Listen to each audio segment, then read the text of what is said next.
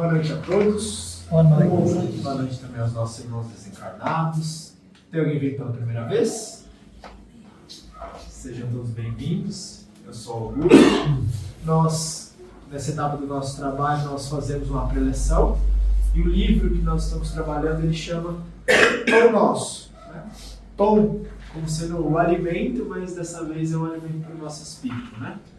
Então, Emmanuel, que é o autor do livro, Psicografia de Chico Xavier, ele pega algumas passagens evangélicas, os versículos, e a partir desses versículos, Emmanuel vem trabalhando esses textos de modo a nos esclarecer, trazer isso para a nossa atualidade, auxiliando na compreensão e prática, né, na vivência do Evangelho nas nossas vidas.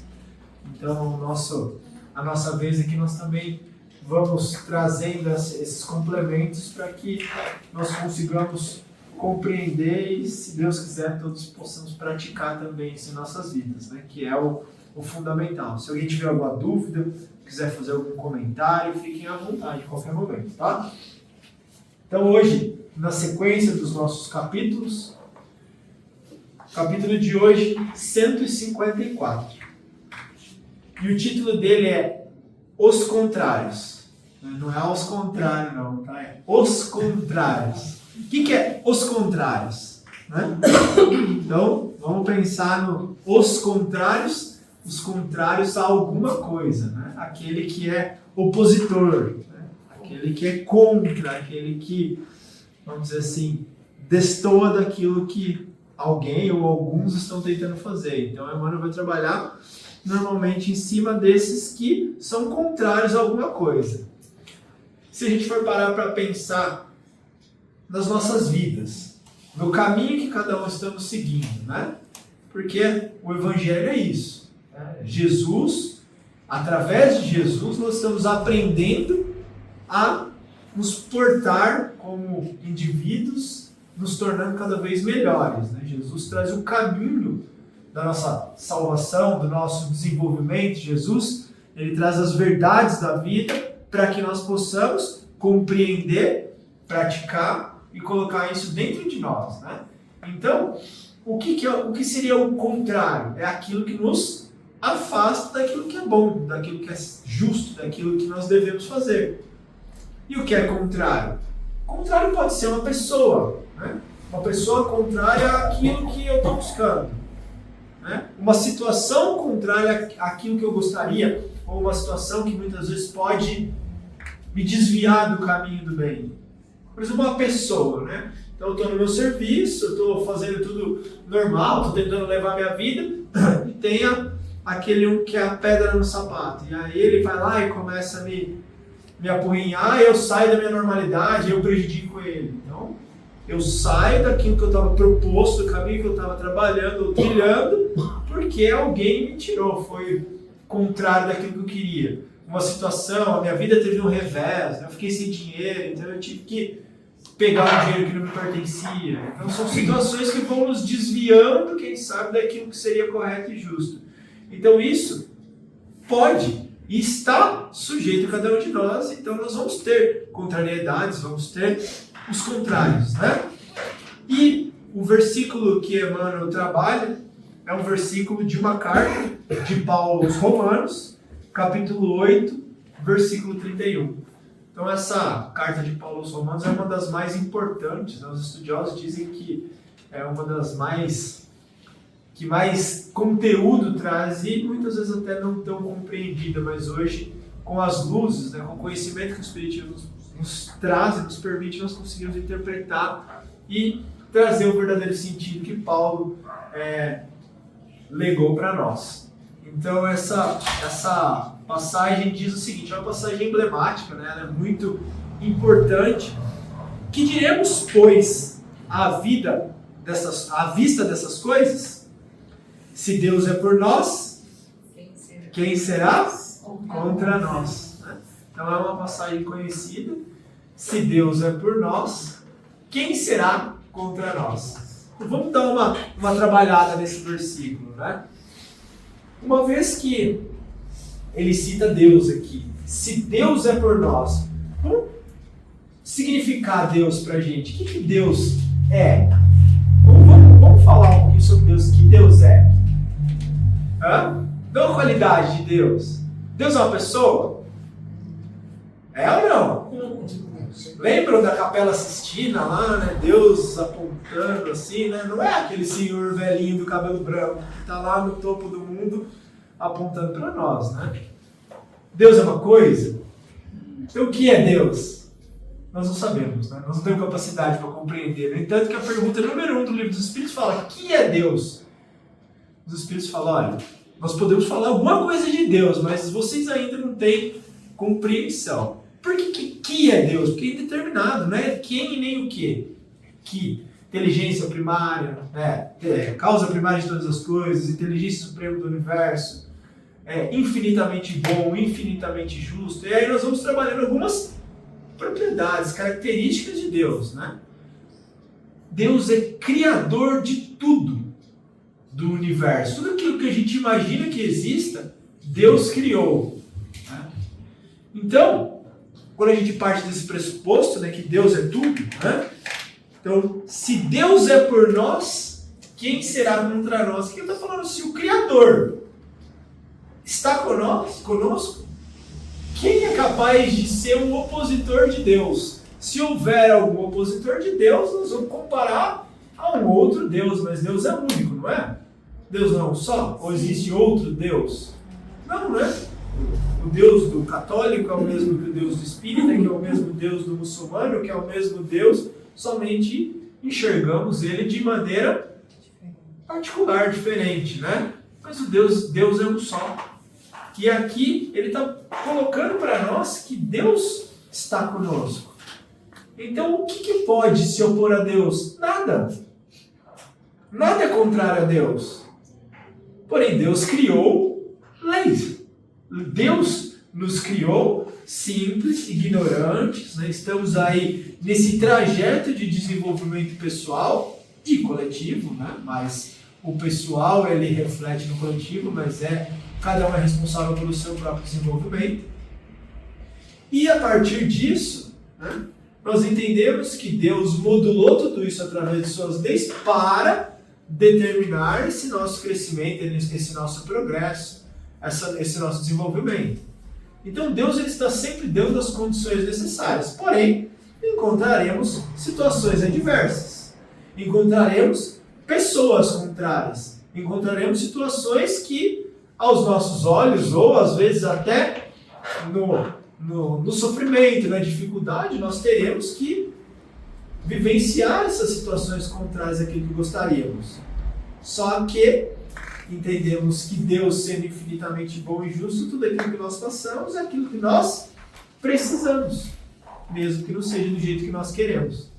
Então essa passagem ela traz muito desse conteúdo, dessa necessidade de compreensão de que nós somos esses filhos de Deus, criados e destinados a crescer, a evoluir, Deus dando essas condições, e que não existe oposição a Deus. Existem oposições momentâneas que vêm a interferir na nossa caminhada, que às vezes nos fazem sofrer algumas situações, né, passar por algumas dificuldades, mas que todas vão tender a nos levar para a destinação que Deus assim nos projetou, né? A gente precisa compreender um pouco de alguns conceitos, né?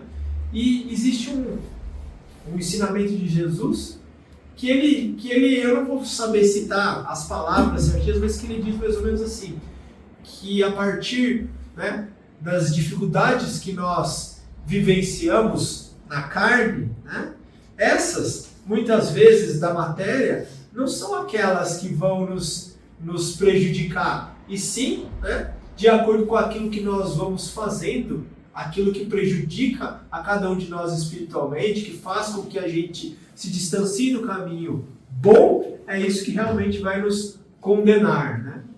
Então, o que isso traz de consequência para nós? Muitas vezes, as dificuldades materiais encontradas, porque nós estamos aqui, né, vivenciando, cada um de nós, passando por aquilo que precisamos e aquilo que nós, muitas vezes, plantamos no outro momento, mas tudo tem um sentido de aprendizado, de acerto, de ajuste, de mudança e de transformação para melhor.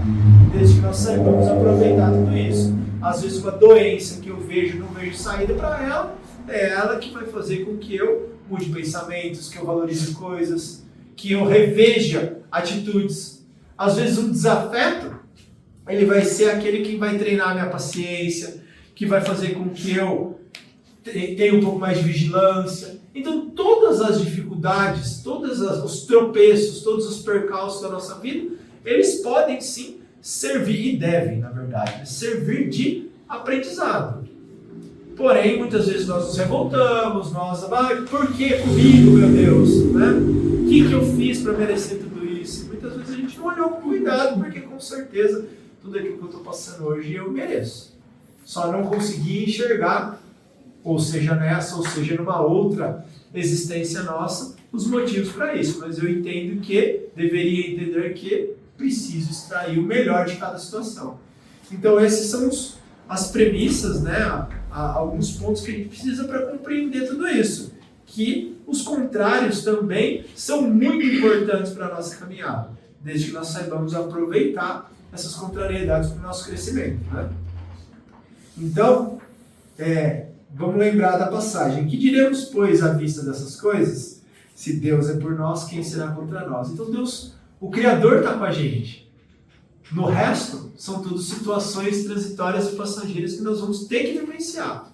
Porém, Deus está conosco. Deus está conduzindo a gente. Então vai dar certo, né? Então vamos aqui trabalhar em vista do que Emmanuel escreveu para nós. Então ele diz que a interrogação de Paulo ainda representa precioso tema para a comunidade evangélica dos dias que correm. Falar, então aqui no centro nós precisamos, né? Porque é para a comunidade evangélica, né? Nós somos a comunidade evangélica, né? Porque nós estamos seguindo o evangelho. É para a comunidade cristã. Nós somos cristãos, porque nós somos seguidores do Mestre Jesus Cristo. Então, nós precisamos ter esses conceitos bem claros para nós. Evangélicos, todos aqueles que seguem o evangelho, seguimos o evangelho. Cristãos, aqueles que seguem Jesus Cristo, somos cristãos, né? Então ele está falando para todos nós, que estamos buscando em Jesus nosso modelo, né? Aquele que está nos guiando para o nosso crescimento. Então essas cartas de Paulo, elas são mais do que atuais, né? E muitas vezes a gente se esquece, mal interpreta ou não relembra, né? Então hoje e ainda por muito tempo, na verdade para sempre, isso aqui vai ser atual. O Evangelho ele nunca vai se tornar obsoleto. Os 10 mandamentos, eles nunca vão ser... Um dia, com a evolução da humanidade, nós vamos achar aí os erros, ou vamos substituir os mandamentos. Não, sempre matar, adulterar, não honrar pai e mãe, isso vai ser sempre errado. Né? Amar o próximo como si mesmo vai ser sempre uma regra áurea para a nossa vida. Então, nunca isso vai se tornar ultrapassado. Né? Então, nós precisamos sim ficar muito atentos a esses ensinamentos. Perante nosso esforço, desdobra-se campo imenso, onde o Mestre nos aguarda a colaboração resoluta. Então, vocês lembram daquela passagem que fala que a seara ela é vasta, né? Mas os trabalhadores ainda são poucos. O que é a seara? É um trabalho, não é? O seara é o ceifeiro, né? A seara é o mundo.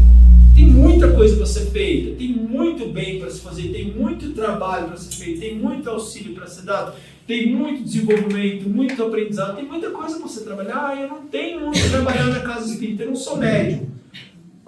Dá para limpar, dá para vir aqui ajudar, dá para servir água, dá para palestrar, dá para atender na porta, dá para ficar com as crianças, dá para fazer tudo. Eu estou dando um exemplo daqui. Em todo lugar a gente pode ser colaborativo. Em todo lugar tem vaga para trabalhar. Né?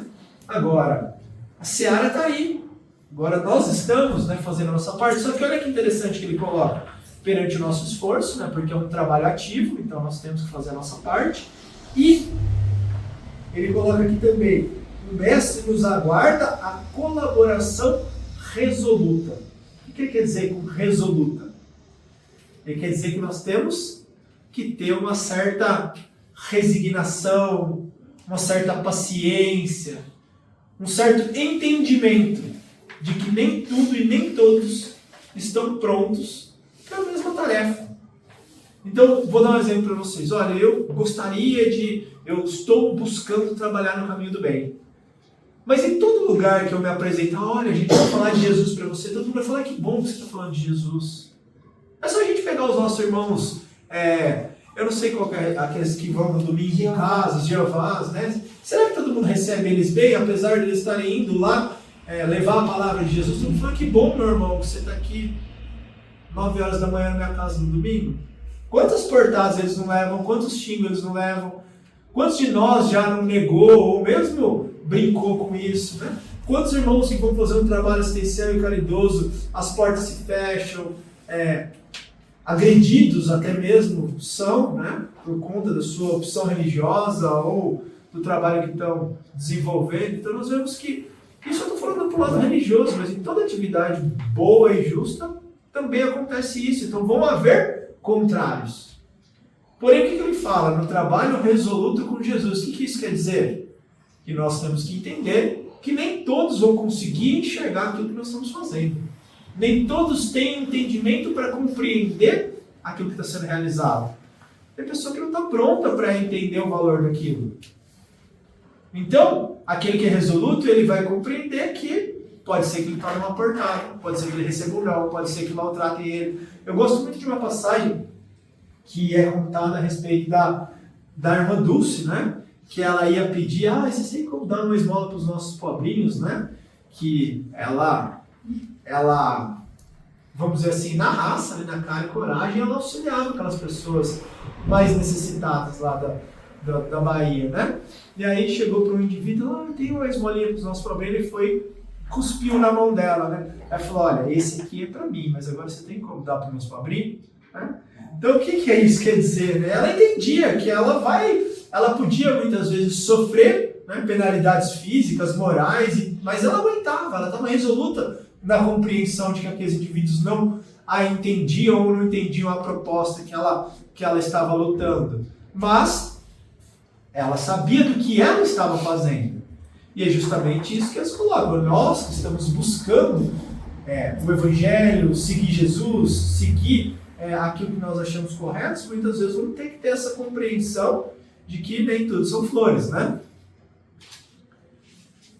Muitas vezes, contudo, grande número de companheiros, então ele já coloca, não são poucos, esses companheiros preferem abandonar a construção para disputar com malfeitores do caminho. Olha que legal, né? Estamos nós buscando o caminho do bem, mas vem um abençoado que não está. E aí ele tira a gente do sério. Ele nos influencia ou nos faz ficar com raiva, faz a gente não querer mais. Aqui no centro tem um irmão que ele, toda vez que eu vou fazer um comentário, ele me contraria. Ele parece que me olha de cara feia, eu não vou mais na casa porque eu não gosto dele, ou porque ele não gosta de mim. O que é isso? Então, por causa do outro, eu deixo de fazer minha parte. Lá no serviço tem alguém que está desviando dinheiro, então por causa disso eu também vou. Mas o prefeito rouba, então por que eu não vou roubar também? Já pararam para pensar nisso? Que às vezes a gente começa a entrar no caminho do mal por causa que alguém faz o mal. Jesus não ensinou, né? Se dá um tapa numa face, você vira a outra. Não é apanhar quieto. Ele está falando, muda a face. Muda o jeito de olhar. Se você está olhando pelo tapa, não, eu não vou fazer igual. Estou olhando a outra parte da história, pagando o mal com o bem. Você não precisa falar, eu te amo, meu irmão, mas você precisa fazer o que ele faz. É o que Jesus falava, olha, se te agredir, né, você não revide. Por quê? Por que a gente não pode revidar? Porque a gente é fraco, né, covarde. Não é isso. É porque se eu fizer o mesmo, eu também me torno responsável por aquilo. E aí eu vou responder por isso, porque nada na nossa vida acontece de maneira que não tem uma consequência. Né? Então, quando eu participo do mal, a consequência do mal ela vai vir para mim também. Agora, se uma pessoa me agrediu, o que o Chico falava? Olha, entre ser o agredido e o agressor, seja o agredido. Por que o agredido é melhor? Porque você não fez nada. Porque você ali não gerou uma necessidade de reparação daquilo. Ali você não transgrediu a lei do amor. E toda vez que eu transgrido a lei do amor, uma lei de Deus, existe uma consequência. O que o Espiritismo nos ensina disso? Como que chama essa lei? Causa e efeito. O que é isso? É o plantio, né? Eu plantei alguma coisa, eu vou colher aquilo que eu plantei. Ah, então eu estou sendo castigado? Eu estou sendo castigado ou não? Não, porque eu escolhi plantar o mal. Ah, mas eu não sabia. Tudo bem, você não sabia, mas fez, né? Tem uma consequência. Ah, mas eu sabia e fiz. Tem uma consequência maior. A gente tem que entender isso. Quando eu faço sem saber, Deus vai falar, ele não sabia, né? Coitado dele, mas mesmo assim ele tem que aprender. Agora eu fiz sabendo. Ele sabia e fez. Agora ele tem que aprender um pouquinho mais, porque ele mesmo sabendo fez, né? Vão se pesando. A justiça nossa não é assim? A justiça dos homens, que ela é tão falha ainda, ela não é assim, olha, ele cometeu um assassinato, mas com crueldade. É X a mais, não é assim? Você roubou, mas você roubou e ainda agrediu a pessoa. X mais pena. Isso assim é na vida da gente. Só que na lei humana é meio que punitiva, deveria haver um sentido correcional, né? Mas a gente sabe que não. Mas na lei de Deus não. Tudo aquilo que a gente passa de consequência é para quê? Não faz de novo, meu irmão, meu filho. Não faz de novo. Porque isso não é bom para você. Tem consequência, e essa consequência você não está vendo que não faz bem. Aí você fala, nossa, eu não quero passar por isso de novo, então eu não vou fazer. Mas tem muitas vezes que a espiritualidade é tão boa que vai falar, olha, faz o seguinte, você pode acertar tudo isso, não tem aqueles que vão lá e pagam cesta básica, não precisa ficar preso, não vai pagar a cesta básica. A gente pode pagar por amor também, eu vou lá e ajudar numa causa, né? Eu vou fazer caridade, aí você vai tirando, drenando todo aquele mal que você fez em outra hora. E isso é a lei de Deus. Por que a gente passa pelas dificuldades? Porque nós precisamos aprender, nós precisamos mudar pensamento, nós precisamos mudar atitude, nós precisamos se despertar, né? Então, quando ele coloca para nós a respeito dessa disputa com malfeitores, nós vamos nos tornar malfeitor também. Então, assim, vai ter contrariedade? Vai! Mas precisamos desanimar e deixar aquilo que nós estamos nos propondo pelas contrariedades? Não! Se Deus é por nós, quem será contra? Deus está trilhando, vamos por aqui. Aí por causa de uma contrariedade, falar, agora eu vou seguir outro caminho. Eu estou indo nadando contra a corrente. Deus falou, aqui é o caminho que dá certo. Mas eu, por causa da contrariedade, eu quero ir por outro.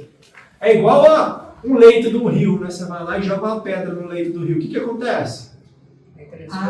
Ou o rio desvia e volta para o local que tem, ou se avoluma ali, passa por cima e segue. Isso somos nós. Tem dificuldade? Passa por volta. Não dá? Pega energia e passa por cima e vamos embora. Vamos seguindo. O caminho é ali que eu tenho que ir. A contrariedade vem, vai vir. Não tem segredo, está escrito. Nós estamos num plano de provas e expiações. Vai ter dificuldade. Aquele que acha que não vai ter dificuldade é só dar uma olhada para a sua vida e para a vida de todos nós. Não tem quem não tem. Obstáculos, elementos adversos nos cercam em toda parte. Né? Existem pessoas, existem situações, em toda parte tem dificuldade. Obstáculos inesperados se desenham ante os nossos olhos aflitos. Velhos amigos deixam-nos a sós. Situações favoráveis até ontem são metamorfoseadas em hostilidades cruéis. Então, o que ele está colocando para nós? Olha o tanto de dificuldade que vai acontecer nas nossas vidas, né? Agora eu comecei a ir lá para o centro toda quinta-feira, mas eu tinha janta na quinta-feira com meus amigos, né? O futebol da quinta, então aqueles amigos meus já não me chamam mais para nada. Aí você fala, virei trabalhador da casa, ou estou numa obra assistencial, né? Aí a turma, agora você já nem faz mais o que você fazia, então você já começa a ser excluído. Eu falo, às vezes, amigos, por causa de escolhas que a gente vai fazer, eu gostava de tomar todos, agora vi que aquilo não faz bem pra mim. Aí as pessoas ligam, você ficou chato, você não é mais um cara legal, você já não compartilha da mesma ideia que eu tenho, não faz parte da nossa vida. As pessoas vão nos excluindo por hábitos. Às vezes porque já não bate mais o mesmo pensamento. Ó, tenho muito carinho por ele, mas o que ele faz hoje não bate com o que eu quero fazer. Mas muitas vezes o cara que, eu não quero fazer isso porque eu não acho isso certo. Então esse cara não é dos nossos. Vamos começar a cortar ele. Quantas situações não existem dessas? Olha, nós estamos fazendo algo ilícito. Tem um que não quer participar, então esse aqui ele é excluído. E ainda é prejudicado porque ele não quis fazer aquilo. Então, existe muito dessas coisas, mas o que nós temos que priorizar? O que é certo? Por quê? Porque isso tudo que nós estamos vivenciando aqui é transitório e a gente não consegue enxergar dessa maneira. Nós enxergamos o dinheiro, a dor física, o amigo e tudo mais como sendo tudo aquilo que nós temos. E nós esquecemos que aquilo que realmente nós temos são as consequências espirituais, porque a nossa vida não para por aqui. Aquilo que nós estamos vivenciando aqui tem uma finalidade muito maior do que somente as coisas do agora. Então a gente tem que pensar sempre, aquilo que eu estou fazendo agora, o que vai gerar de consequência? Porque o que vale não é somente a situação, o que vale é a consequência. Uma coisa é boa para mim? Uma doença é bom? Não. Será que não? Eu gosto de usar esse exemplo. Eu descobri que eu estou com diabetes. É bom ou é ruim? É ruim. Muito ruim, não é? Não vou poder comer doce. Se eu não cuidar, posso amputar partes do meu corpo. Pode ficar cego. E um tanto de complicação que a diabetes traz, não é assim? É ruim, não é? Mas a partir do momento que eu descobri que eu tenho diabetes, eu cortei o doce, cortei o açúcar.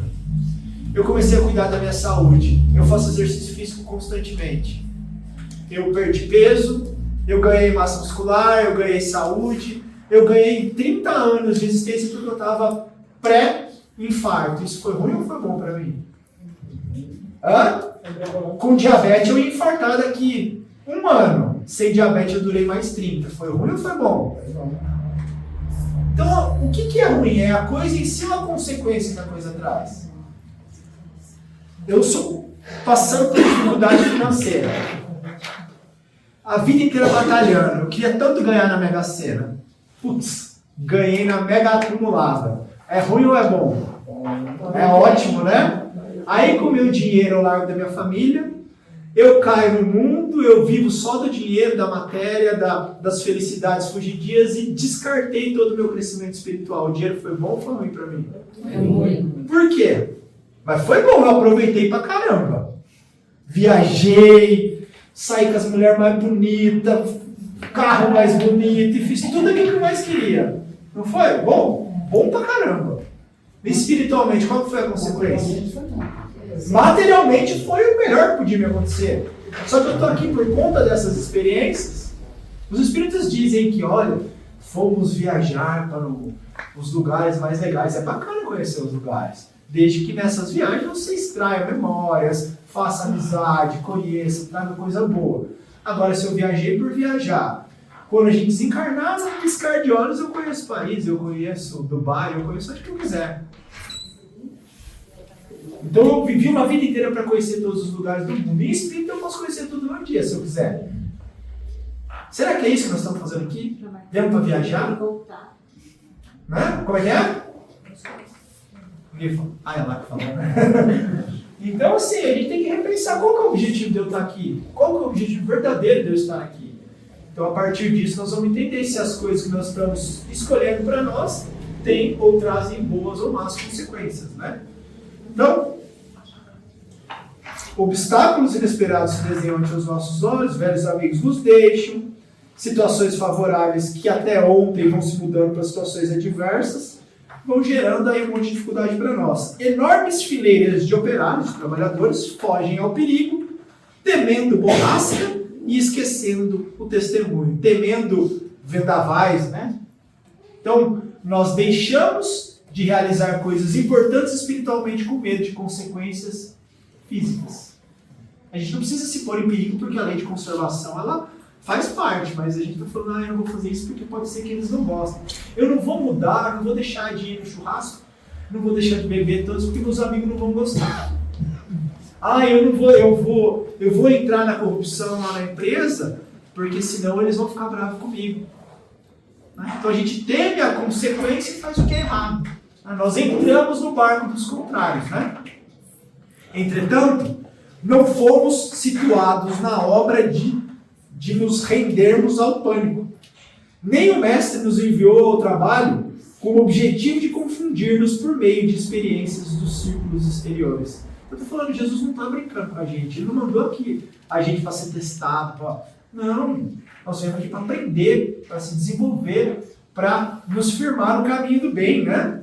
Então, tem na passagem, se eu não me engano, na parábola dos talentos, que ele fala assim, né? Aquele indivíduo que enterra o seu talento, eles falam assim, que ele enterrou com medo, né?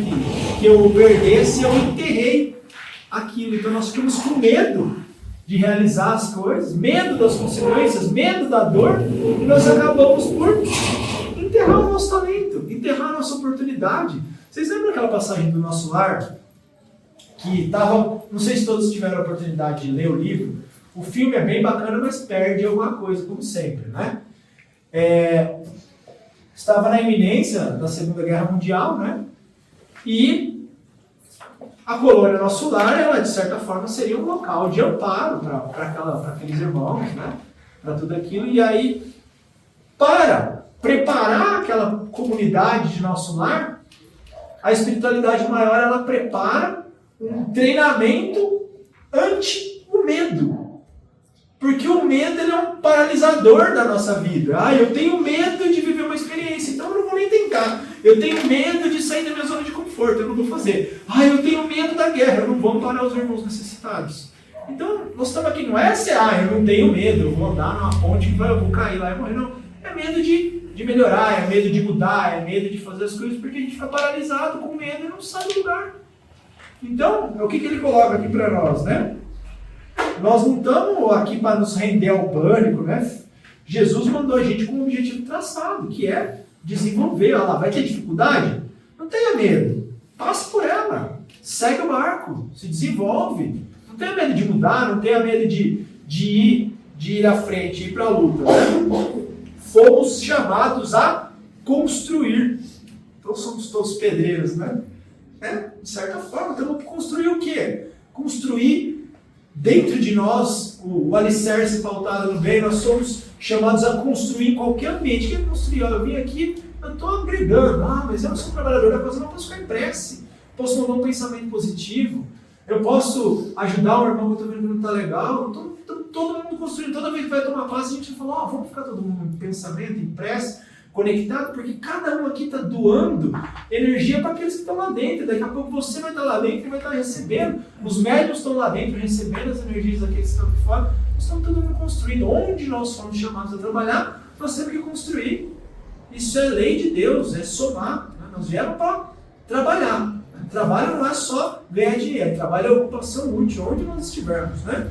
Naturalmente, devemos contar com as 1000 eventualidades de cada dia, suscetíveis de nascer das forças contrárias, dificultando-nos a edificação. Né? Então vai ter dificuldade. Podemos contar com isso. Né? O Evangelho fala, olha, está tudo calmo, está tudo quieto, pega energia, porque vai vir paulada. Não tem como, nós estamos na Terra, planeta Terra. Planeta Terra, morada de espíritos imperfeitos, né? Todos nós. E aqui é provas e expiações. Vai vir dificuldade. Então, aquele que não está com dificuldade, respira, se fortalece, porque vai vir. E vai passar. Né? Vai vir, mas vai passar.